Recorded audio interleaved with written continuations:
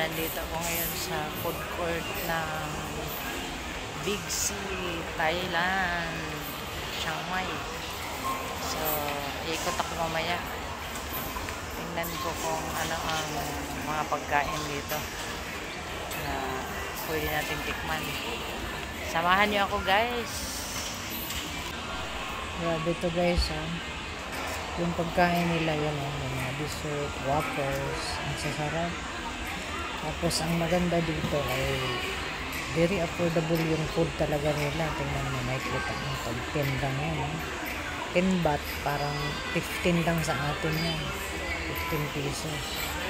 Tapos, tuturo mo lang yung picture na yan. Tapos, agad-agad lulutuin nila. Less than 5 or 7 minutes. Makakain ka na ng very fresh na pagkain. Ito, 50, di ba? 50 lang yan, pero grabe, guys. Ang dami ang servings ng ano. Yung squid nila, ang lalaki. Tapos, masarap. Very affordable talaga ang pagkain ng Thailand. Hindi gaya sa atin, ha. Mahal tayo. Mahal yung pagkain natin. Yung 100 pesos mo para hindi ka pabusog.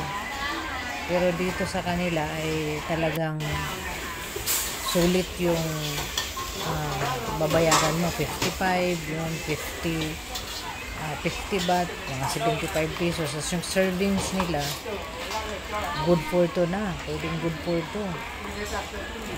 Ako, minsan kumain ako, talagang hindi ko naubos yung kinain ko. Diba? So, unless na gutom ka. So, yun dito, nakikita natin. Ang gaganda. Ang sasarap ng pagkain nila. So, one of the best Asian food na favorite ko talaga ito. Yan yung may mga limpo kang pwedeng pipilian din na masarap yung pagkaluto nila. So, yan. Samahan ako, guys. Habang patuloy na mag-ikot. Malaki itong Big C. Actually, malaki siya. Yung food court nila, talagang variety yung pagkain. Yung servings ng noodles nila, malaking variety. Pag makuha. Diba? So, tapos, yun nga. Very fresh yung pagluto nila. Sa kanila lulutuin kung ano yung tinuro mo. Pilis na sequence ba ang halo, o chicken, pork, o kaya yan, fish. Yan, favorite ko talaga yung fish saba. 75 siya, pero malaki ang serving yan. Busog na busog ka. Sulit. Yan, so